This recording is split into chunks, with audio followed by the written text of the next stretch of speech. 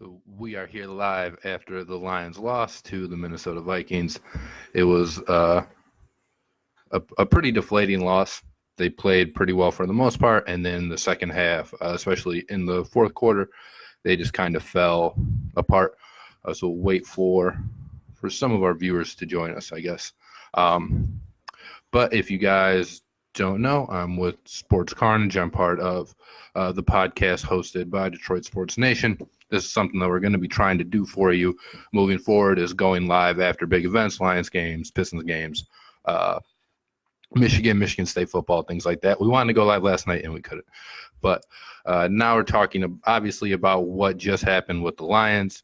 Our defense never showed up. That is correct. One of the things that I thought going into this game was that Kirk Cousins would have a tough time against our secondary because he lit up the Eagles last week, but the Eagles secondary is pretty garbage. So I thought they're going to come in with the game plan of just pounding Dalvin Cook, and they're really able to just do whatever they wanted with our defense. A lot of that was with Darius Slay out, but even when Slay was in the particular in the first half, he kind of got abused. He gave up the touchdown to Thielen. He gave up a big play to Diggs, and then he had the defensive holding in the end zone, or the pass interference. No, yeah, the holding. He had the holding in the end zone, which put the ball at, I think, like the 1 yard line or something like that. So it wasn't not an ideal day for Slay. Who else went out? Jared Davis missed a couple plays, Snacks did. But regardless, it really seemed like no matter who we had, they weren't going to do anything with it. One thing that we've seen consistently all year is the Lions not being able to generate a pass rush, really, to save their lives. So that's something that they have to address, whether it's with the trade deadline coming up. If they really want any hopes of winning the division, they're going to need somebody that can get to the quarterback, because Deshaun Hand only coming back is definitely not going to fix that issue 100%. Can't stop the run, can't stop the pass, zero quarterback pressure. Flowers, 18 mil, nowhere to be seen. Yeah, Flowers has been very quiet this year, except for last game when, the bad calls on him, but you don't want to be only hearing his name when they're throwing penalties on him. Another thing that I think it only happened once today, but even once is too many times consistently with what we've been seeing, was the Lions had a special teams penalty that took points off the board. It was way back in the first quarter. Prater had a 56-yard attempt after they ruled the Stafford fumble that the Lions recovered. They said it was incomplete. So Prater was going out for a 56-yard kick. False start, and turned it into a punt because we didn't want to kick it, obviously 60 yards. So it's just a little mistakes like that frustrate you, even when the team as a whole, they fought definitely in the first half, and the offense fought. Stafford played really well, but, they allowed Cousins to just really smack us around. Cousins and Cook, we couldn't do anything with them. I think Cook ended up having 6 yards a carry. Check the box score right here, 5.7, but 2 touchdowns, 140 yards. Can't let that happen. You don't force Connor Cook. You don't force Kirk Cousins, into a turnover, and you let him throw for 4 touchdowns on you. And Stafford had 4 touchdowns himself, all to Marvin Jones. So, shout out to Jones and Stafford for playing well. But other than that, there's nothing that, they could really do.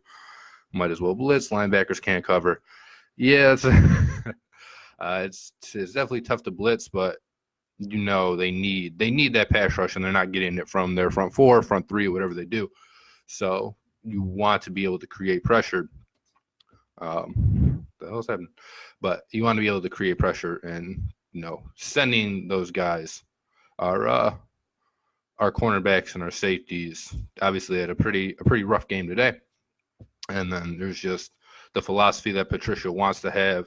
It doesn't seem like, I think they're last in the NFL in pressure, or like bottom 5 in bringing pressure. Patricia's supposed to be a defensive genius. He's supposed to be. That's why Mike Daniels came over, and I think Daniels, he was either hurt or didn't play today, but that's another guy that's been very quiet all year. Who's the pretty girl? The pretty girl is my girlfriend. Where do we go from here? That's really tough, because there's, at certain points, you kind of like what Patricia has been able to do with the team. If you watch the game, I'm sure you can tell for the first 3 quarters they're really fighting after having 2 of their last 3 games.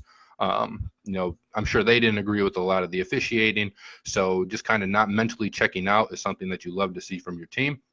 But at the same time, they're not bringing pressure and they're not getting pressure on the quarterback. And Patricia's philosophy has kind of always been like this bend but don't break defense. You can let them down kind of 20-20. Don't let them in the red zone. Definitely don't let them get in the end zone. And that's not what we're seeing from our defense. Obviously, they're not holding team to field goals. The team's giving up touchdowns. And they don't force. Well, they didn't force turnovers today. Throughout the year, they've been pretty lucky. Coleman had another punch out, but the Vikings ended up falling on that. Nothing surprised me today. Over a 16-game schedule, they're a 6-7 win team. Yeah, and I hate the kind of like the cliche of you can be better than what your record says you are. If you have 6 or 7 wins, you're probably a pretty bad football team, a 6-7 win football team. Just with that being said, they've lost some obviously tough games this year, but now they're 2-3-1. The Packers got another win today, so they're 6-1, and it's just tough to it doesn't seem like it's something they're going to be able to do coming back into the division race. And then with a lot of these other teams, I think the Rams picked up another win today. Seattle they're about to kick off against Baltimore, and the Niners got another win today.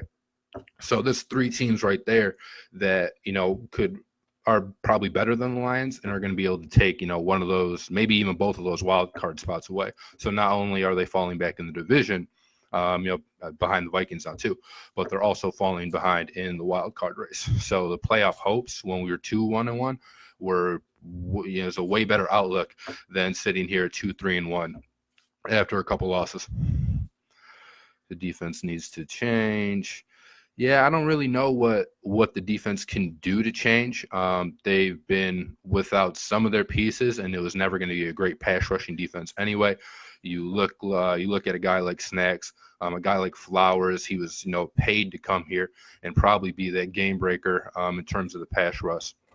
But that hasn't happened, and there was really nothing in his past to indicate that he would come here and have 10, 12, 15 sacks, whatever you wanted him to have. And then, like I said, Deshaun Hand's not playing. A guy like Mike Daniels, again, never been a terrific run stopper, or a terrific pass rusher, excuse me, and neither has Ashawn. We can't put a full team game together. That's true. If you want to argue on Monday night, we put a full team game together. I guess you could make that argument, but yeah, we've had leads in all the 4th quarters except this one, and we have 2 wins to show for it. So at some point, it's just in the end, this team is either making mistakes that are going to shoot themselves in the foot, or they're not putting themselves in the best position possible in the first 3 quarters, 3.5 quarters to go out and win a football game. Don't be surprised if the Giants beat us. Barkley will rush all over us. I will be surprised if the Giants beat us, just because the Giants are so bad. They lost to Arizona today, I think, or at least they were losing. I was kind of getting this all set up. But the Giants aren't a good team. Barkley individually, he shouldn't be enough to beat us. But you never know, especially with a talent like that. But we should be able to not get to Daniel Jones in terms of pressure, but we should be able to force Daniel Jones into some mistakes. And if we can turn the Giants into strictly one-dimensional, that'd be great for us. One we can't let happen against the Giants or really any other team. And you saw a lot of it today was we got killed on the play action. 2 of their goal line touchdowns were on play action. They were beautiful play calls. I think Mike Zimmer's a coach over there. But beautiful goal line play action play calls. That's something that I want the Lions and all of my football teams to implement immediately. And then at the end of the game, when they were still trying to get a stop, they had that 60-yard bomb to Stephon Diggs, which was on a play action as well. So it's something that they've been rough for. Does anyone know the severity of the Snacks injury? Well, I'm pretty sure Snacks came back after his injury. After he was kind of limping off the field. What's their excuse this week? They don't have any type of run defense, or in this game, any type of pass defense. I thought a lot of what Kirk Cousins did last week against the Eagles was just kind of fool's gold, and it's because the Eagles were so bad. But the Lions, they made him look like an all-pro. They made him, look like what his salary was worth. 19-3, go Lions playoff team. I appreciate the enthusiasm, but probably not. Well, it's one thing that we talked about on our podcast heading into this week was, how were the Lions going to respond to what had happened to them on Monday night? What about Slay? Slay was out for the game. I don't think we know the severity of it yet, but he played rough, got injured, and then I don't think he would have made a difference today, but definitely not something you want to see moving forward. But it doesn't sound like it's too severe because he played with something, and then from what I was able to gather from the television broadcast, is it just kind of flared up on him again. So it wasn't like he tore his ACL or anything. If we don't make the playoffs, is Patricia gone? I think they'll probably give Patricia another year. Patricia and Quinn, I think, will have one more draft class to kind of figure everything out and get some of their just kind of gets more of their pieces together. That's if they don't make the playoffs and they end up with like 7 wins. Now, if they go like 3 and if they only have like 3 or 4 wins at the end of the year, it's probably a little bit more urgent to get Patricia out of here. But I think kind of regardless, he'll have another year after this year, unless they just absolutely atomically bomb out. No heart. I wouldn't say that they had no heart. They showed a lot of fight, especially with especially in the first part of the game. At the end, they just had trouble covering those receivers, and they couldn't stop the run, and they haven't been able to stop the run really all year. So I don't know if it's necessarily that they didn't have any heart, or they're just not good enough to stop the run, especially when you have a guy like Dalvin Cook who's been killing it all year, which kind of forced them into some of those play actions that I just mentioned a little bit earlier. And they're so focused on stopping Dalvin that Kirk Cousins was able to go over the top, or just kind of pick up those first downs in chunks. Do you think when the forwards are gone, the Lions will start to win? I think before, and I'm probably pretty young, but I think before I die, they should win a Super Bowl. But that's not based off anything I've seen. This really just law of averages. Or if I'm 25 right now, if I live to be 80, hopefully in the next 55 years, the Lions can win. Emergency play calling is easily telegraphed still. Yeah, the difficulty with the Lions' run game is their pass blocking wasn't terrible today. It started falling off a little bit towards the end, probably when the Lions were trying to make some of the bigger plays happen, and the routes took a little bit longer to develop. But before then, I think they'd only given up 1 sack through the first 3 quarters or something like that. And their offensive line is just not a run blocking offensive line at all. So if Kerryon went out, but a guy like Kerryon, a guy like Ty Johnson, who I think most of us fans think that they have some pretty good skill. They're just not able to show anything for it. The holes are rarely, if ever, there. There's a lot of runs to the outside where there's kind of nobody blocking. So even if they make a good play, they make somebody miss or able to fend somebody off with like a stiff arm, they're only getting 3 to 4 yards. Need pressure shots, I'm for sure Sweat instead of Hawkinson. Nothing is Hawk. There's more pressing need. Yeah, I didn't want to, and I think Hawk's going to be a really good player, but I didn't want to take Hawkinson at 8 either. I liked Montez Sweat. I liked Ed Oliver. I even liked a guy like Brian Burns. Do we make some moves at the deadline? Ooh, that's going to be tough. I think we probably try and add a pass rusher at some point. I know Vic Beasley from the Falcons was just placed on the trading block. And if you're placed on the trading block, usually that means that, you're a disappointment to your own team. And not that Vic Beasley is what he was. There's a year, 2016, he was first team All-Pro, led the league in sacks. But, since then, he's kind of fallen off. So even if that 1 year was really lucky, I think it's kind of an option that the Lions have to explore, only because their pass rush has been so bad. And if you're able to pluck a guy who isn't what he, was, or, like at the peak of his powers, he's still somebody that is probably a better pass rusher than anybody that you have. So he's just got a safety on the Bears. Well, that's good because the Bears suck. And I think everybody in here hates the Bears. Not Dylan, though. If you guys listen to the podcast, Dylan's a big Bears fan. He's in our Facebook chat right now, yelling at me about how great the Bears are. Anyone see Hawkins, Jesse James double the guy and let him go? Sack Stafford, pathetic. I did not see that, but I don't, I don't necessarily discredit it. They are awful. The record says they're awful. If you watch them play, you'd probably think, and this is what people were saying after the Kansas City game, and then definitely even after the Packers game, was, oh, this is a team that just can't catch any breaks.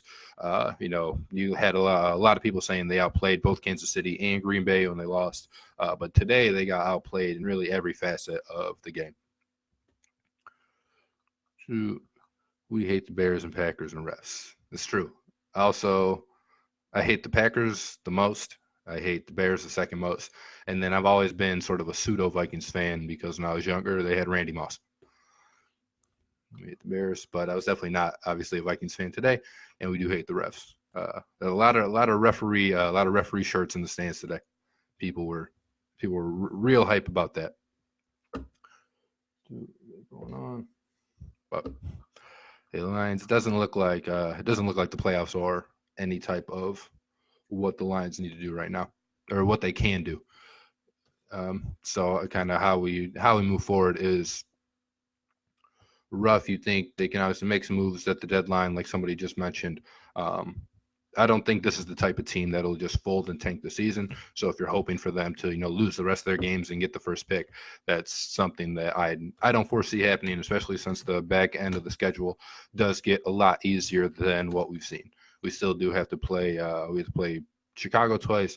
We have to play Minnesota again, and we have to play Green Bay again. And for most of the game, we were in it with Minnesota. We do have to go on the road though, and I think we all kind of agree in here that we should have beaten Green Bay. And then Chicago still doesn't have a quarterback, so we'll see what happens there. But the rest of the schedule is pretty easy. Marvin Jones balling today. Yeah, that was one of the few bright spots. Was Marvin just kind of seeing his connection with Stafford.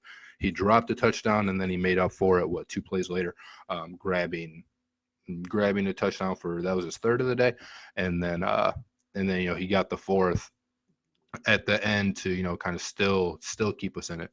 So definitely shout out to Marvin Jones, and if you had him like on your fantasy team or in daily fantasy or anything like that, I'm sure you're super happy. Barry needs to come back. Yeah, you see Barry in the booth.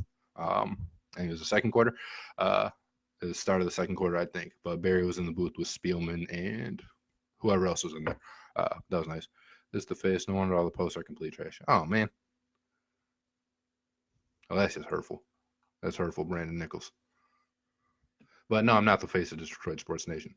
They wouldn't let me do that.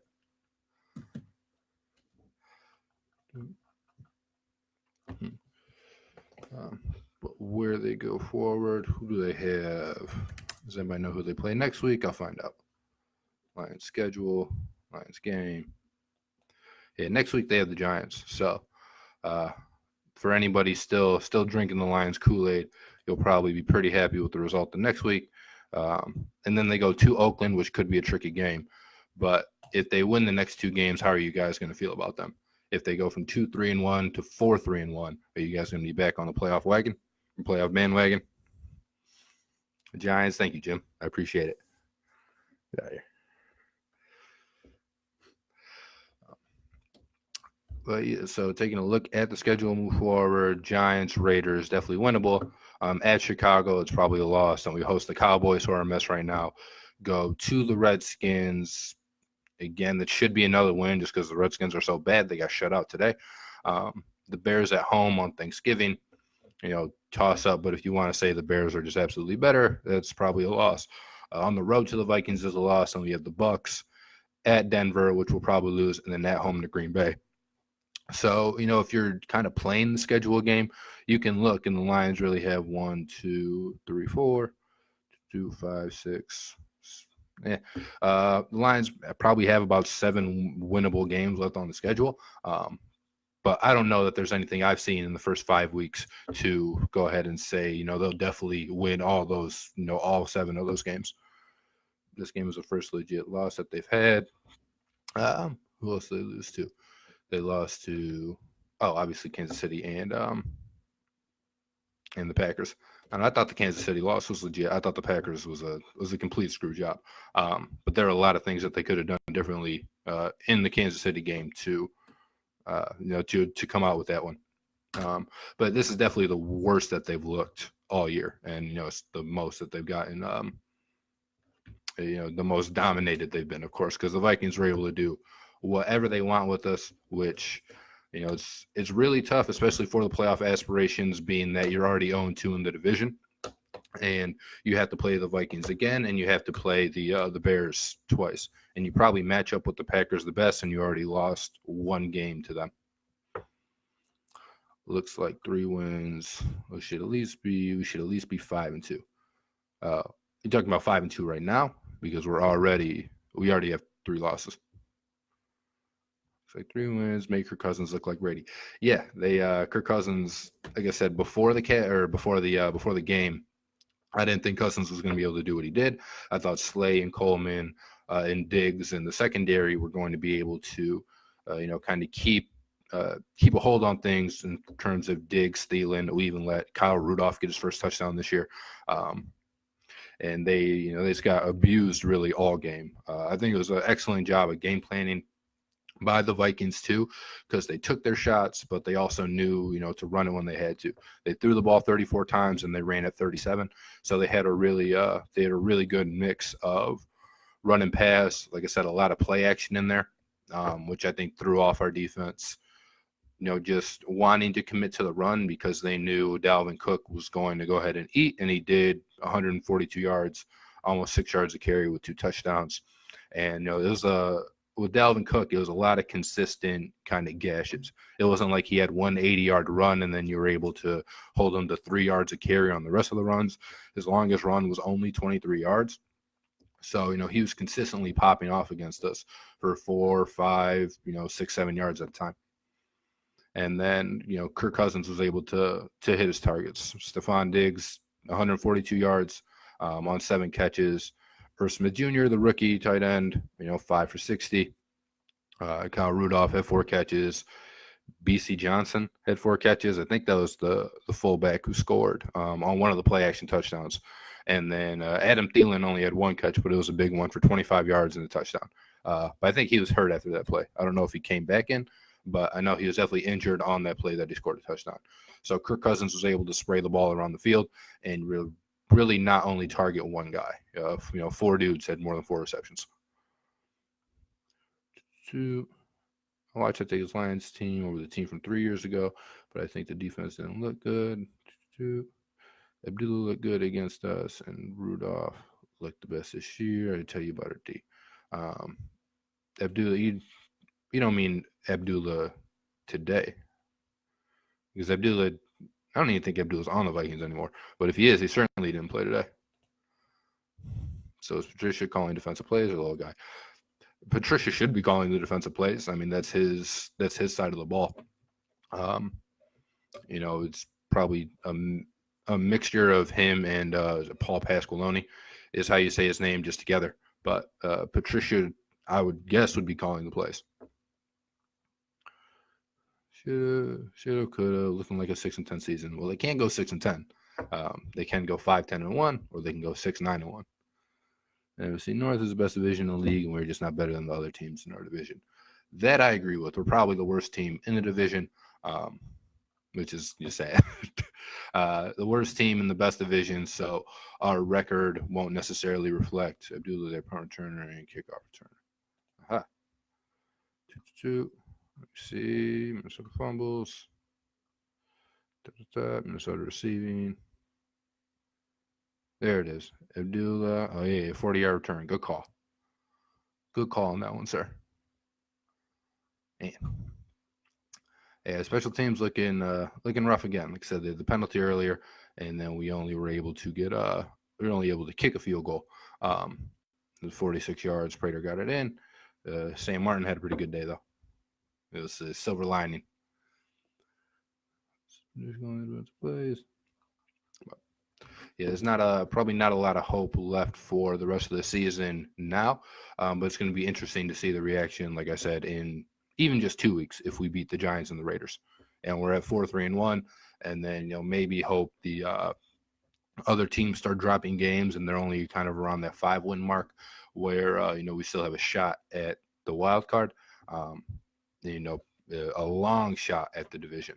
But if the Packers or somebody else like drop their next two, there's a path still, but it's very much really kind of not in control of our own destiny. And you could say everyone is if you just win the rest of your games, but in reality, if you're looking at kind of the playoff picture to shake out now, the Lions are going to need quite a bit of help to make that happen. But they do have the schedule where things break right. They can add an extra 7 wins before the end of the season. I don't think they will, but certainly don't think that's out of the realm of possibility. The Lions are the most penalized team in the NFL. Let me go ahead and check that out for you. Penalties against NFL. This is what we do for you guys. Real-time stats here on Detroit Sports Nation and in conjunction with Sports Carnage. Against count, it looks like, and it's Atlanta's played one more game than us. So Atlanta has 62 penalties against them, and Detroit, with 6 games played, has 50. So we are 1, 2, 3, 4, 5, 6, 7, 8, 9, 10, 11. So we are 11th in the NFL in penalties, just total penalties. But out of those 11, only 3 of the teams have played 6 games, and the rest have played 7. So the other teams have had 7 games on us in terms of, or they've had 1 game on us, in terms of being able to rack up penalties. So we're one of the most penalized teams in the NFL. Next season, I'll say it every year. Season's over. Yeah, I wouldn't necessarily say the season's over yet, only because there's still so much football to be played.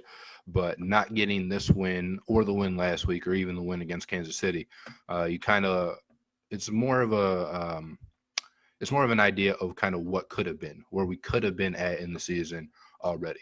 Because if you gave most people just the schedule before the season and say, kind of pick out the Lions' first couple games, a lot of people probably had them starting at 2-3, 2-4, or whatever it was. Because of the teams that were on the schedule. And then we were able to get some injury luck on the other side, on the other teams that we were able to face, catch them at a good time. And then on our side, we got some officiating woes that maybe cost us a couple of those games. So I think 2-3-1, or 2-4 is probably what most people had them at. And there are people who still had them at 2-4 and making the playoffs. But it's just really kind of what could have been. Of course, the grass is greener on the other side, and you look at how they blew the Arizona game, which should be a win on the schedule, and you look at how they blew the Kansas City game, and then what happened in the Packers game. So I can definitely see why the season feels like it's over, even if before the season you asked people after 6 games if you would take 2-3-1. I think most people would have been all right with that. Lions needed basically win out to have a chance at a wild card. There's 11 games left, or 10 games left, excuse me. They win 10, they're at 12. They have to win at least 7. If they get to 9-6-1, obviously that puts them in a team puts them in before a team that's 9-7. But you really have to get those wins, and you have to hope that there's not just a bunch of 10-win teams out there.